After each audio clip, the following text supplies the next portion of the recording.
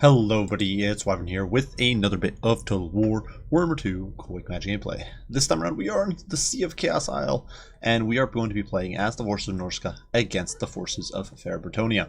And for this match I wanted to do something a little off meta, a little different, and rather than rolling with the usual sort of Norscan death ball largely centered around mammoths and Fimir with great weapons especially, I wanted to shake things up a little bit and try to beat Brettonia at their own game, focusing on Skin Wolves, the Norscan pseudo-cav, and seeing if we can make it work against the Brettonian Knights. So for my lord, I'm rolling with Wulfric. Wulfric is on foot, and that is totally 100%, in fact 300% intentional, obviously to win that all too difficult Brettonian infantry fight, and not simply because I forgot to put him on a mount. No siree, not at all. But yeah, Wulfric is on foot. He is coming in with his full kit except the Sword of Torgal.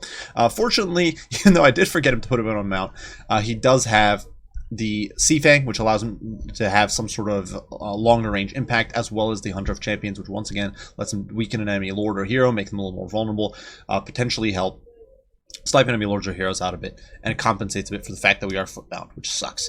We also have Fight or Die, boost that front line up, help it fight a little bit better, always better, good. Alongside him, we do have a whole Marauder-centric front line with the Brutes of the Hound taking the center here. The Regiment of Renowned Marauder Berserkers, of course, are unbreakable, and will hopefully provide that sort of anchor that my line needs to just bust through Brettonian infantry. Behind them, we do have a massive cavalry or pseudo-cavalry line. For my caster, I did bring a Shaman Sorcerer of Metal. He is coming in with Final Transmutation to nuke Brettonian cav blobs. We do have Glittering Robe. Obviously, much of the Brettonian cav contingent is non-AP. Normally, so I figured, you know what, 60 armor, that can make a big difference. It can also make a big difference against arrows and that sort of thing. Plague of Rust as well to help debuff enemy armor, make him more vulnerable to the non-AP Skin Wolves, and of course metal shifting, because might as well. Extra little bit of damage is never a bad thing. On one flank, we do have a smaller, weaker cavalry contingent. We've got two Skin Wolves with armor, as well as Norscan Ice Wolves. The reason I'm bringing armored Skin Wolves is because, once again, Brettonia has a lot of non-AP troops. They've got non-AP archers, they've got non-AP cav, and I figured having that little bit of extra oomph will be or survivability will be good. And we do have some Ice Wolves in there to help snare enemies and prevent them from escaping. On the other end, it is the more powerful contingent. We do have a Skin Wolf Werkin leading the way. He does have Ruinous Flesh, so he will be providing a monstrous plus 23 armor and 11% missile resist to all nearby troops. This makes them very tanky against missiles, and it's going to be very critical for the Mouths of Savagery and the Skin Wolves over here to stay alive. We also do the Beasts of Tashnar, Regiment of Renowned Doggos, who do have a 50% missile resist, bonus versus large, and frenzy. So these guys will hopefully not rout as easily, hopefully dish out some good work against the Brettonian troops. Now for my opponent, he has kind of caught me off guard here because his build is not the cavalry mob I was expecting or the flyer mob I was expecting. Instead, it's a mob of infantry, perhaps anticipating that, especially that mammoth ball, against which this sort of build would be strong. For his lord, he is rolling with the Fey Enchantress, and she is, of course, quite a potent force, especially against infantry balls, where her Mystical Lady can melt them over time. Fortunately, I didn't go very heavy on infantry, so it won't be too impactful. Still, -5 melee attack hurts. She does have Earthblood, of course, as well as Flesh to Stone. Very good counter to the Skin Wolves. Should help counteract their very high non-AP damage. Favor of the Fae, of course, for that monster's melee attack buff, and Life Bloom for that global heal. Alongside her, Gilles Le Breton, the Green Knight, riding in on his ghastly green horse here, and he's quite the terror because I didn't bring much magic damage, so I have very little to shut him down. He's got the Dolorous Blade, of course. If he gets on top of any of my key units, he could snipe them out very, very quickly, and fortunately, he's usually pretty easy to block, so I'm definitely hoping to prevent him from doing too much too early. But still, monstrous presence on the battlefield, especially when you don't have much magic damage to go around. Normally, with Fimir, that's not a problem, but we don't have Fimir.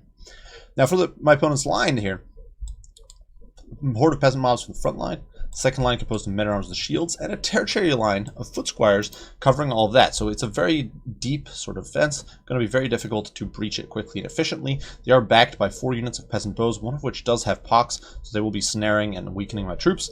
A single field trebuchet, which is immediately going to open fire on my infantry, and then the Beast Slayer's Bastion. So a lot of infantry, a lot of chaff to sort of mix things up, bog me down for all eternity, and waste my time, make it difficult to get on those archers, and potentially support the cav contingent, which, while small, is certainly not a sort of laughing matter. My opponent did bring the Knights of the Lionheart, Regiment of Renown, Knights of the Realm that cause fear and have magic attacks, bypassing the physical resist on Skin Wolves. They also do have Encourage, which I'm not sure how relevant that is, since usually your cavalry is fighting alongside your lord, but it might be. And then a single unit of Questing Knights here, who of course have immune psychology and AP, so they will be nasty to those poor Skin Wolves. That said, as lines are closing, of course, the poor brutes of the Hound here are already taking a few casualties. No, nothing too severe, and I can't be bothered to care too much. This infantry line is really kind of a throwaway. Really, my main strike force is all concentrated on this flank here, where we are trying to wheel around. Now, this map, very awkward with a central hill, and obviously I didn't want to get caught up, have a portion of my army caught up. One of the things I wanted to be very wary of is if I send some skin wolves around the flank here, my opponent could easily flex around his cavalry. He is faster than my skin wolves. Flex around the Green Knight, flex around the Fae, flex around his cav, and catch an entire half of my cavalry contingent out, destroy them, and I wouldn't not really have enough time to sort of deliver a killing blow on the other end. So I want to be careful, so I took all my cav around this flank, which might seem a little weird, but perhaps I could have left the Ice Wolves to flank if they were faster, but too late to think about that now. And I was looking to sort of interdict my opponent's cav. I was looking to catch them out here. My opponent, though, switches into lance formation and tries to get a charge into the Beast of Tashnar. I realize he is going to get his charge animation. He starts pushing in against me, and we are going to pivot around shortly and re-engage. So it's going to be a bit of a clash here between the Beasts of Tashnar as well as the Knights of the Lionheart and the Questing Knights just piling into each other. And the dogs obviously will get mulched pretty bad in this sort of engagement, but they are breaking the charge for the Maws of Savagery. And in the meantime, you can see this entire pocket of cav coming in. And so my opponent is going to find himself surrounded and in a brutal position. In the meantime, over here, the poor brutes of the Hound are getting demolished by a hail of filthy peasant fire, just raining in against them, and they do not stand a chance. With their 15 armor, lack of physical resist because they haven't procced their stacks of Berserker Rage, they are going to get mulched. They are not going to last very long, and we can see battle's barely begun, and they're down to 25 models and dropping fast. They've barely done anything to these peasants, and they're already goners. In the meantime, though, this cav fight going very well for me. I do drop the final transmutation over here. A beautiful overcast final transmutation, I believe it was. Maybe it wasn't. But regardless, we are going to melt this cavalry, and the Green Knight is actually taking some damage here, so that is very nice. The Beast of Tashnar did get routed, but we eradicate two very healthy and very sort of vital cavalry units for my opponent, which is going to cripple his mobility in the long run. In the meantime, Seafang going down over here on the archers, demolishing an entire unit of them and sending them into flight. That's one of the cool things about Seafang against these lower leadership factions. Unfortunately, over here, the Berserkers are completely minced and ruin the Brutes of the Hound, trying to push through down to 5 models, just trying to advance, getting gunned down by mass arrow fire. The last Brute of the Hound here charging in and seeking to deliver either skulls for corn, his own, if not someone else's, and here he is leading the Berserkers before he does get cut down, and he's just reeling there, poor guy, and gets set flying by those men-at-arms. But we have done quite a number on this front line. Obviously just lost a very valuable unit there, but my opponent has lost more. He's lost his Questing Knights, he's lost the Knights of Lionheart, they will not be coming back. His Green Knight is now bogged down, very far away from the main engagement, and that is definitely a big loss for my opponent. That he does not have this sort of these critical troops here. Now, I do decide here to just leave the Green Knight bogged down by Norsca Ice Wolves because I know I won't be able to kill him quickly, and I don't want to get shot by a Trebuchet while I'm dealing with him. And so I take all of my Skin Wolves and Werekin and all that to push over here. At this stage, I was kind of wishing I had brought a Searing Doom, because against these blobs of infantry, it would not be a bad choice. Beasts of Tashnar do rally for another time. They've rallied, at this point, this was their, I think, third rally of the game, including one of them, which was a Terror Out. But they are going to get minced by the Foot Squires, but they do try to disrupt the Trebuchet, buying me a little time, doing a little damage before getting chased off for good. I don't believe they're coming back. Fey Enchantress over here is throwing around some of those Dragon Ball Z explosions, tanking through the damage being thrown at her by a handful of Marauders there, but we are slowly but surely mincing our way through the front line. Balance of power is slowly swinging in our favor, so definitely things are looking good. Wulfric over here leading the charge, leading those Marauders, keeping them in the fray as long as possible, and we are mulching through these men-at-arms. Keep in mind, as Rage goes in, Marauders become a much more effective unit, and so because we managed to retain these troops in decent fighting shape, we're actually in a strong spot. The other thing, because my opponent used all his Peasant Bows on the Marauder Berserkers, he didn't use them on my Skin Wolves, who are now in pretty good shape. Most of them have the majority of their models. They are still regenning. They're not in bad shape. Over here, the Trebuchet crew is routed off the field, and we do see that the Green Knight here is finally winning his fight against the Ice Wolves, but he has taken a decent chunk of damage, several hundred HP off of him, and he's not gotten much value. 10 kills, 11 kills now, but it's nothing to write home about. Definitely a bit of a waste there for my opponent. Over here, the Shaman Sorcerer of Metal is buffing up these Marauders with his Encourage. Flesh to Stone going down on the Foot Squires, but the massive blob of Maws of Savagery and Skin Wolves just piling in from the flank here and causing insane damage. I did unfortunately miss a Seafang that did go through these Beast Slayers, which is why they're a little low on HP now. With my opponent lacking cav, we are able to sort of overwhelm his backline really smash through him, and we do hit the Fey Enchantress here with the Hunter of Champions, weakening her greatly, dropping her armor to 0, melee defense to 0, and her speed to 49, so she cannot escape. And Skin Wolves have a monstrous 66, or actually it's 74 right now because of metal shifting going on, but they're actually hitting for an insane amount of damage right now, hitting for that 74 weapon strength, and with a bonus versus large, I believe it's 35 on this unit, or just 30, but still, monster bonus versus large there, just mincing through the Fey Enchantress, and she is not having a good day. But unfortunately, definitely something I wasn't paying attention to was the fact that I only had like 2 Skin Wolves Womping on her. So if I had more Skin Wolves there, she would have probably been dead if I'd surrounded her better. Now, Green Knight, though, does recover. He finally chased off the Ice Wolves. They are trying to come back, but he wasted a lot of time there. We do interdict him here with the Skin Wolves, beating down a little. But one of the big problems right now is that my Marauder's essentially gone, so while Balance of Power looks very friendly to me, my opponent still does have Fae. She can still heal. He does have my Marauders on the ropes here. They're not going to be coming back. I'm basically without an infantry core. My last 2 Marauders here getting wiped. This unit here, very beat up.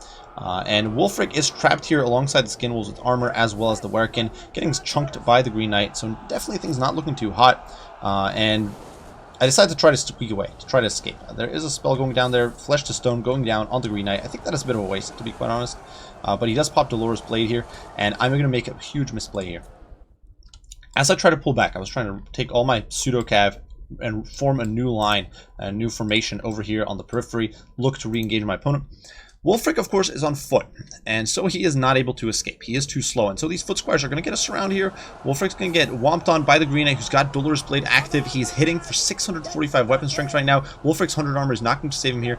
Leadership buckles, fails, he gets tear routed, and he runs. So Wulfric is gone, and suddenly the balance of power is becoming sort of a misrepresentation, because Wulfric is going to die here, actually. He's trying to escape, trying to squeak away. 123 armor. I'm not actually sure why his armor is all of a sudden so high. Oh, due to the proximity of the Werkin. I tried to save him, but it was too late. Final Transmutation going down here, melting this pocket of infantry. But Wulfric is gone. And suddenly things are looking a bit grim. Look at this leadership on the Skin Wolves. Skin Wolves do not have great baseline leadership. It's only 60. And so all of a sudden things are looking very grim. Obviously, we do still have the encourage from the Shaman Sorcerer. We do still have encourage from the Skin Wolf Werkin. He's still providing that resistance aura. But leadership is in the gutter. And if my opponent can get some meaty surrounds, if he can get that tear going from the Green Knight, things will look very grim. Earthblood going down here on the Green Knight. I was desperately trying to snipe out the Green Knight here because Skin Wolves hit like trucks. So if they can hit just a few swings at the Green Knight, they will still hit him for about 25 to 30 damage a swing, which is not bad when you think about it. It's when you think about the fact that he's an ethereal unit. Hit him pretty reliably. So they're whittling down the Green Knight here. My opponent realizes that the Green Knight is getting staggered and not having good time, is going to move to pull him away. And the Green Knight is actually going to try to squeak away here. And you can see here trying to make a move here, escape the Maws of Savagery, escape the Shaman Sorcerer. I was desperately trying to shut the Green Knight down. I did not want him coming back. I did not want that terror on the field, but we're just not able to pull it off. We do hit the Green Knight for a few voodoo slaps there as he flees, but unfortunately Green Knight squeaks away. 255 HP, an absolute heartbreaker, as at this stage, with my leadership in the gutter like that, I really can't afford to have a terror-causing ethereal on the field. Another Earthblood goes down, and the Green Knight is healing very quickly. So at this stage, I realize things are bad, so I'm going to pull my cavalry away. Everything's pulling away. My Skin Wolves are going to fall back. A few of them stick around to munch on these men-at-arms. I was trying to remove a few of these leads from play. Green Knight over here pursues the Norsca Ice Wolves from the field. He's going to rout them, causing terror there on those guys. My opponent here is going to start reforming her ranks. Archers raining in against these Skin Wolves with armor, but this is one of those situations where that 93 armor stacked on 11% missile resist and another 20% physical resist is coming into play, making these Skin Wolves not impervious, but close to it against the trashy Peasant Bow arrow fire. And in the meantime, we do clean up some peasant bows here on the flank, and I, rather than giving my opponent immediate engagement, decide to fall back, lick my wounds, try to regenerate a little bit. Look at how these guys are almost there. They've almost, they actually, the healing cap's visible, but they still have so much healing to go. They still have about 3,000 or so HP to heal. And so rather than re-engaging, I'm going to fall back, let these guys heal, let these guys recover, wipe out some of these peripheral troops, and try to chase my opponents, or reduce my opponent's numbers that way. My opponent, in the meantime, doing the same thing, and it makes perfect sense. Peasants here being used to chase off these Marauders. At this stage of the game, I can't expend units to try to save that. I wouldn't be able to reach them in time anyway. The Green Knight here chasing off the Norscan Ice Wolves, which is a good play in my opinion. The Ice Wolves can, if in the late game, if you're going to try to kite around with Fae, Cycle Charge, whatever, Ice Wolves are the one unit that can prevent that. But seeing my opponent doesn't have the Green Knight nearby, I decided to go for a risky gamble there. Because one of the things I suddenly realized, and sort of panicked me a little. But the Trebuchet is back online. And Trebuchet against Skin Wolves might not seem like a great deal, but if it hits, it's killing models. And I don't want the Trebuchet killing models. So we're committing here. The Werkin is going to dive into these peasants. And my goal, charging in here, was to smack these expendable units, force a break in leadership, force a chain route. Because every one of these units, all these units are expendable. Every one of their leaderships is essentially interconnected. So if you can start breaking the links one by one, these guys are out. And my opponent's only left with Foot Squires and Fey to hold the line. I suppose the Fey Field Trebuchet as well. That one isn't expendable. But that's not a lot of units to try to hold. So that was my plan here, trying to force a breach. My opponent does sort of cleverly drop a Flesh to Stone there. Obviously, I don't have Terror, so I'm not able to route these guys super quickly. I decide to plow right through, go after the Bowman. That is, while we do route these Men-at-Arms, and that's actually, you can see that chain route going off on those Men-at-Arms there. It is not enough to route these Men-at-Arms here on the flanks. I am using up my effort here to shut down these Peasant Bows, and suddenly look at the leadership on these Skin Wolves. Tanking, plummeting, and that is because of a combination of factors right now. We're attacked by artillery. We're under missile fire because we recently took fire from the bows, so down by 13. Obviously, my Lord is dead, so that is another minus. I'm not even sure. I can't even see it, but the Lord dead is minus 10. So just a staggering amount of debuffs to leadership, and these guys are not able to stick around. They're literally surrounded by trash Men-at-Arms. If these guys would just stick around here, there's nothing my opponent can do to rout this blob. Fey is not going to win this fight. Men-at-Arms are not going to win and grind against Skin Wolves. But my opponent forces her out because I tried to push through, I got surrounded, and the leadership on these guys buckled. I do pop Glittering Robe here on the Mouths of Savagery, trying to keep them in the fray, hoping that the little bit of damage resistance they gain will keep them in the fight. Plowing through these Men-at-Arms, and obviously we've won a huge victory here in some ways, but my opponent's now able to remove my Skin Wolves from play. He's able to chase them off the field. The Fey Enchantress coming in there with her Dragon Ball Z smacks and chasing them away. And things are not looking as good as I had hoped. Now, fortunately, these Skin Wolves rallied before the Green Knight came back. So that was definitely a bit of a lucky break there. And the Green Knight hadn't been there. Because if the Terror had been there, this could have been a total unmitigated disaster. I could have lost like everything here. So we do manage to recover a little bit. This small pocket here does recover. So we do still have 3 of our Skin Wolves alive. And we are going to be able to sort of pursue some of these shooting units off the field. And now I see the Green Knight's isolated, and I see my opportunity. I don't want to leave these Skin Wolves to fight him. The Green Knight will actually do okay against these low model count units because all of his attacks power tends to be focused into single models. So as you can see there, he's basically killing a Skin Wolf a swing. So that's not ideal. What we want to do is get in there, start disrupting him, prevent him from getting those swings in. You can see Skin Wolves pouring in. He's down to 520 HP. Fey was chasing those Skin Wolves off the field, so she's not in position. My opponent's Bowmen, the only Bowmen that are still on the field, are out of ammo. And so we are going to be able to get in on the Green Knight here and start whomping on him. And my opponent here, I think, should have started pulling away much sooner. When he saw these guys coming in, I think he should have bailed with Green Knight, try to circle around. Green Knight is faster than this whole formation. None of these guys are fast enough to catch him. And I'm certainly not going to let my Shaman Sorcerer overextend trying to fight the Green Knight with the Dolorous Blade. So I think that was a misplay, but the Green Knight does go down for it. And now the balance of power, I think, is much more truthful because all of a sudden with the Green Knight gone, I don't have to worry about that Terror. My opponent has all these troops that are out of position, and now it's really a question of breaking this formation. But I have learned a little bit from my last mistake. I'm not going to let my opponent get us around. Not going to let him break these Skin Wolves and the Maws of Savagery quickly the way he had before. So you can see we are cycling around the flank here. I was looking to either get a charge on these guys or a charge into the Foot Squires, break their leadership, make them rout. We do commit here against the Fey Enchantress, laying a smackdown on her because my opponent pulled her forward, and I think that was a big misplay there. She could have still stayed behind this line, trying to engage with infantry. I do keep the Maws of Savagery clear of the fight, and then we're going to pivot in and charge into the Foot Squire's rear as the fighting begins. And at this stage, with only Men-at-Arms and Peasant mobs in the back there, you can see these Men-at-Arms break before they engage, just causing that chain route that caused the Peasant bows to rout. As they run out of ammo, these Men-at-Arms are not going to be able to get back in there. The Trebuchet here is just in terrible shape, trying to recover and reman the guns here, but it's too little, too late. Fey is trying to kite away, but balance of power is swinging wildly in my favor. She does try to cycle charge back in to rally her troops, but it's not going to be enough. And obviously, if this had bogged down into a fight, she'd be screwed against the Werkin and the Shaman Sorcerer. So it is going to be a Pyrrhic victory for Norsca. Now, I think this was a much more decisive victory if I hadn't screwed up with Wulfric. Really, the fact that I invested some chevrons, I could have probably cut some chevrons and maybe cut like metal shifting on the Shaman Sorcerer, and I would have been able to bring Wulfric on a horse. But I simply forgot that he's not on a horse and ended up paying the price for it, and it almost lost me the game. Is this build optimal against Brettonia? I don't necessarily think so. I think it's fun to play with Skin Wolves. I really enjoy Skin Wolves personally. I'm a big fan. They were kind of the meta back in Warhammer 1, and I really enjoyed playing them as a pseudo-cav, and And now in Warhammer 2, they've kind of fallen off because Fimir and Mammoths are really the way the world goes, it seems. But I really do enjoy the Skin Wolves personally. I really do like using them, and I found them that I think that they delivered in this matchup. My opponent not going as heavy for Cav, I think, may have in some ways helped me, in some ways hurt me, because it meant that I had less good targets with Skin Wolves. But at the same time, if Brettonia invests super heavily in Cav, they can probably dumpster your Skin Wolves, even with the Werkin. And even if I had Wolfric on like a horse to properly support them, it probably wouldn't be that great. But we did trade pretty well. I think one of the big sort of winning components there was the fact that we managed to snare the Green Knight with Ice Wolves for a long time. The Green Knight was continuously far away from the fight, where I think if he was in the pits earlier, the Marauders might have routed. My opponent wouldn't have had that pressure on his back line. His front line wouldn't have been helping. He'd have much more chaff to throw into the grinder. And I think that could have helped him a bunch. I also think that he got too greedy with his Knights. These Knights did not have to fight. 11 and 17 kills, most of those scored against Beast of Tashanar, is terrible. That is not a good engagement at all. These guys really need to be held back. I think, and kept in reserve. My opponent had all the cards to dictate the pace of the fight. He had a trebuchet, he had archers, he could force me to come to him.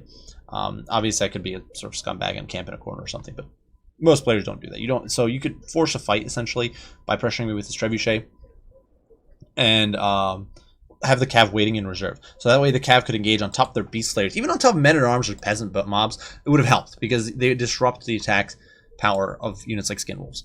So I think that was a big misplay there. Committing that Cav early, committing the Green Knight early to that flank, the result was that essentially all these units were either dead or tied down for far too long. In the meantime, I was able to take the majority of my army and sweep up a lot of this infantry corps. Get rid of the Beast Slayers, who got very little done.